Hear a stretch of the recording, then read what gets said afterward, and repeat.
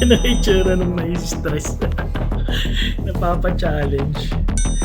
Ayan po, ay mga gustong bumuo ng production, ganyan.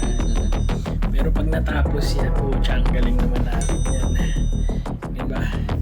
So iba rin yung mga nakakagawa ng mga ganyan Kaya bagay. motivation.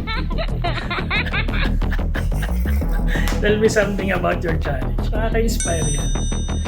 Tignan mo yung itsura niya ka na hindi ko mapinta. Parte niya. Ito siguro. Eventually, all challenges, there's rewards. So, pick.